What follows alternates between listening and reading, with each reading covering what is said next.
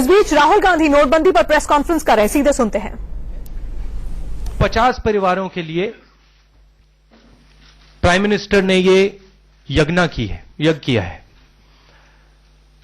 नुकसान गरीब लोगों का हुआ है, बलि गरीब लोगों की चढ़ाई गई है, किसानों की, मजदूरों की, छोटे दुकानदारों की, युवाओं की। इन सब ग्रुप्स को नुकसान हुआ है और इस नुकसान के लिए सरकार को इनको कॉम्पेंसेशन देना चाहिए। तो कॉम्पेंसेशन किस प्रकार से देना चाहिए, यह कांग्रेस पार्टी डिमांड कर रही है। सबसे पहले जो पैसा नरेंद्र मोदी जी ने बैंक्स में डलवाया है वो हिंदुस्तान के लोगों का पैसा है, वो हिंदुस्तान की सरकार का पैसा नहीं है, बैंक्स का पैसा नहीं है।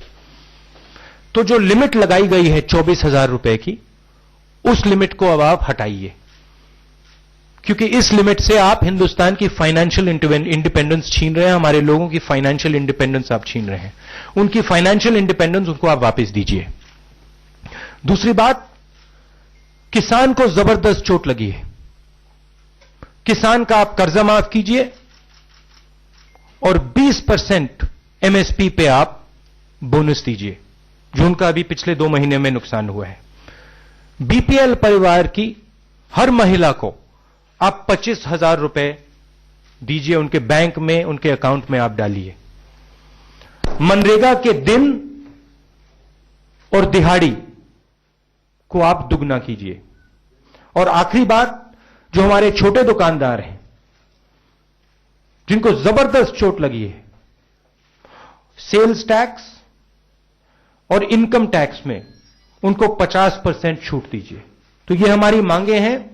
प्रधानमंत्री जी को समझाना, प्रधानमंत्री जी को, देश को बताना है कि इन्होंने ये जो हमारे लोगों को चोट मारी है, ये जो फाइनेंशियल इंडिपेंडेंस है, आर्थिक इंडिपेंडेंस है, उन्होंने छीना है।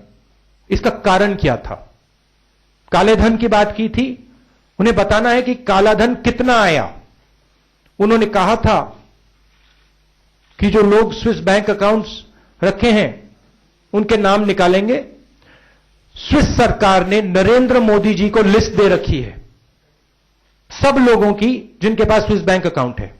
नरेंद्र मोदी जी यह भी जवाब दे दें कि वो लिस्ट लोकसभा में, राज्यसभा में कब रखेंगे। हम जानना चाहते हैं चोर कौन है, और यह भी समझा दें कि वो इन चोरों को बचा क्यों रहे हैं। आप सबको कांग्रेस फाउंडेशन डे की बहुत बहुत मुबारक। धन्यवाद। कांग्रेस उपाध्यक्ष राहुल गांधी को आप सुन रहे थे। पीएम मोदी पर एक बार फिर से निशाना साधते हुए अपनी प्रेस कॉन्फ्रेंस में राहुल गांधी ने कहा कि आम आदमी को, मजदूरों को, किसानों को जो भी इस नोटबंदी के बाद झटका लगा है उसके लिए सरकार मुआवजा दे। कैश निकालने की जो 24,000 की सीमा है उसे भी खत्म किया जाए और लोगों के पास खुद वो कितना पैसा निकालना चाहते हैं इसका अधिकार होना चाहिए।